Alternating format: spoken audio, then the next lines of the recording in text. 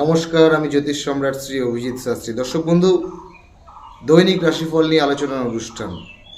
আজকের রাশিফল নিয়ে আলোচনা করব। রাশিচক্রের প্রথম রাশি হলো মেষ রাশি। রাশিচক্রের এই আলোচনা শুরু করার পূর্বে একটু জানিয়ে দিই আজকের সারাদিনের পঞ্জিকা মতে কখন কি ভালো শুভ সময় এবং অশুভ সময় রয়েছে সেটা সবার আগে জানানোটা আমাদের কর্তব্য। দর্শক বন্ধু, আজকে হলো 16ই চৈত্র 1431 বঙ্গাব্দ এবং ইংরেজি মতে আজকে 30শে মার্চ, দিনটা হচ্ছে রবিবার। আজকের সূর্যোদয়ের মুহূর্তটা ভোর 5:22 এবং সূর্যাস্ত বিকেল 5:48। আজকে সারাটা দিনই সন্ধ্যে 6টা পর্যন্ত রেবতী নক্ষত্র চলবে, অর্থাৎ চন্দ্র বর্তমানে রেবতী নক্ষত্রে অবস্থিত। এবং আজকের যদি আপনি অমৃত যোগ জানতে চান তাহলে ভোরবেলা 6:22 থেকে একটি অমৃত যোগ রয়েছে এবং সন্ধেবেলা 7:45 থেকে অমৃত যোগ থাকছে। এছাড়াও রাহুর কাল, যেটাকে না বললে নয়, রাহুর কালে আপনারা জানেন যে কোনো শুভ কাজ করা কিন্তু নিষিদ্ধ, অর্থাৎ রাহুর কাল চলাকালীন আমাদেরকে কিছু কিছু কাজ, ভালো কাজগুলোকে অ্যাভয়েড করতে হতো। সেই রাহুর কাল বলছে কখন? রাহুর কাল চলবে বিকেল 4:15 থেকে 5:47, 4:15 থেকে 5:47, এই সময়টা কিন্তু রাহুর কাল চলবে।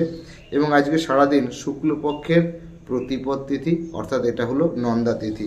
এবার একটু গ্রহদের সম্বন্ধে বলে দিই, গ্রহরা কে কোথায় রয়েছে সেটা না জানতে পারলে আবার রাশিফলটা ঠিক জমে ওঠে না। গ্রহদের মধ্যে সবার আগে বলবো মীন রাশিতে অলরেডি কিন্তু শনি গ্রহের সঞ্চার হয়েছে, এটা আমি আপনাদেরকে আগেও জানিয়েছি। তো মীন রাশির ঘরে বর্তমানে কিন্তু 6টি গ্রহ, রবি, চন্দ্র, শুক্র, শনি, বুধ এবং শুক্র, রাহু, অর্থাৎ এই 5টা এবং একটা, মানে 6টা গ্রহ এখানে টোটাল এই মীন রাশিতে কিন্তু আজকের দিনে অবস্থান করছে।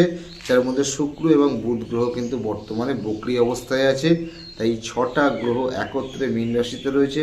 দেবগুরু বৃহস্পতি, তিনি কিন্তু বৃষ রাশিতে রয়েছেন। মিথুন রাশিতে বর্তমানে মঙ্গল রয়েছে এবং কেতু, তিনি কিন্তু কন্যা রাশির মধ্যে অবস্থান করছেন। তো এই হচ্ছে আজকের গ্রহের অবস্থা নিয়ে সবটা জানিয়ে দিলাম।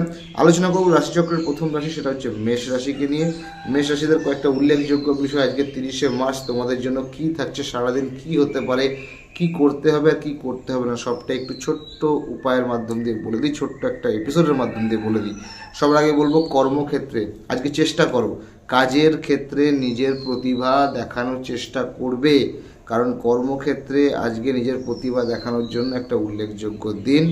এছাড়া যারা ব্যবসা করছো, ব্যবসা ক্ষেত্রেও আজকে চরম সফলতা আসতে পারে। কিন্তু পাওনা টাকা আদায় করার বিষয় নিয়ে, এই বিষয়কে কেন্দ্র করে একটা বচসার মধ্যে জড়িয়ে যেতে হতে পারে এবং সেক্ষেত্রে আইনত কিছু জটিলতারও সম্মুখীন হতে হবে। প্রেমের ব্যাপারে মেষ রাশিদেরকে বলছি, প্রেমের ব্যাপারে আজকে প্রচণ্ড সতর্ক হয়ে সিদ্ধান্ত নেবে।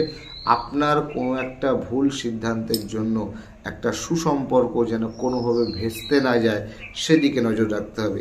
আরেকটি খুবই ইম্পর্টেন্ট কথা, যেটা মেষ রাশিদের জন্য না বললে না, সেটা কি, তোমাদের আজকে উচিত হবে এক্সপেন্সের ব্যাপারে, অর্থাৎ খরচের ব্যাপারে একটু নিজেদেরকে চেক করে চলা।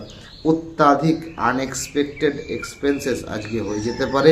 দিনের শেষে মনে হবে যেন আজকে প্রচুর টাকা খরচ হয়ে গেল, সেটা যাতে না হয় তার জন্য খুব সকাল সকাল বিষয়টা বলে দিলাম। পিতা মাতার বা পিতৃতুল্য কোনো ব্যক্তির শারীরিক ক্লেশভোগ হওয়ার সম্ভাবনা এবং তার জেরে একটু মানসিক চিন্তাটা বৃদ্ধি হতে পারে।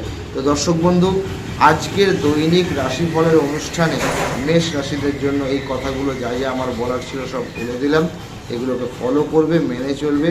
এবং আজকে যেটা করতে হবে মেষ রাশি, তোমাদেরকে অবশ্যই সকালে ঘুম থেকে উঠে সূর্য প্রণাম করবে। ওং জবা কুসুম শঙ্কা শঙ্কাস্য পেয়ং মহাদুতিম ধন্তারিং সর্বপাপঘ্ন প্রণহিতস্মি দিবাকরম। এবং এর সাথে সাথে তোমরা লাল রঙের পোশাক, লাল রঙের রুমাল ব্যবহার করার চেষ্টা করবে। এছাড়াও আজকের জন্য তোমাদের শুভ সংখ্যা হচ্ছে 9, শুভ সংখ্যা হচ্ছে 18, শুভ সংখ্যা হলো 27, শুভ দিক হলো দক্ষিণ দিক। এবং চেষ্টা করবে দিনের মধ্যভাগের পর থেকে যে কোনো শুভ কাজে এগিয়ে যাওয়ার জন্য। নমস্কার, জয় মা তারা বলে অনুষ্ঠানটা এখানে শেষ করলাম। সবাই আমার চ্যানেলের সঙ্গে জুড়ে থেকো।